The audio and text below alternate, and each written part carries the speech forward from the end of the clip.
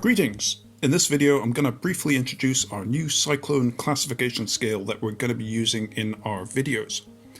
There are a variety of reasons for introducing a new scale, and we'll get to that in another video. But here I'm going to start by explaining the scale. It's fairly simple. The scale uses the strongest 1 minute average winds anywhere in a cyclone, which is the same practice as used by the US National Hurricane Center and the Joint Typhoon Warning Center. The scale simply increments the wind in 15-knot intervals, and we name each class in the order of the Greek alphabet. We use 15 knots as the interval because it allows us to match up exactly with tropical storm and hurricane intensities.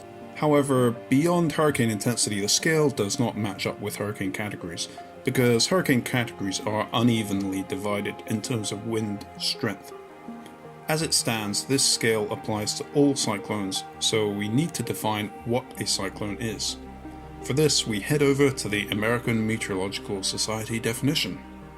There is some confusion and grey area over the meteorological definition of a cyclone and a popular definition of a cyclone, but regardless, in our case, we are going to be applying our cyclone scale to all cyclones from a mesocyclone all the way up to an extratropical cyclone, with further extension possible.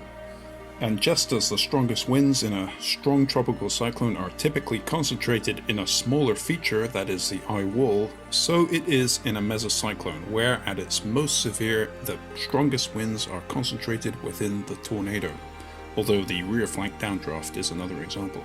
Given this, we just need to bring in the enhanced Fujita scale into our cyclone scale.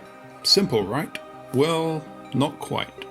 You see, the Tornado Enhanced Fujita scale is actually based on the estimated 3-second wind gust, and based on the damage that occurred during these winds.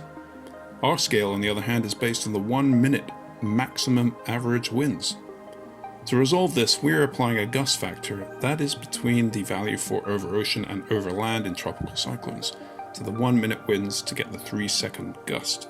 As we learn more about this, we may have to adjust the scale, very likely, particularly with regard to the gust factor at higher and lower winds, so stay tuned for updates. But for the moment, what we have here is a scale that applies for all of these cyclones, and it's going to be fun and exciting to see how we classify these storms going forward. See you in the next one.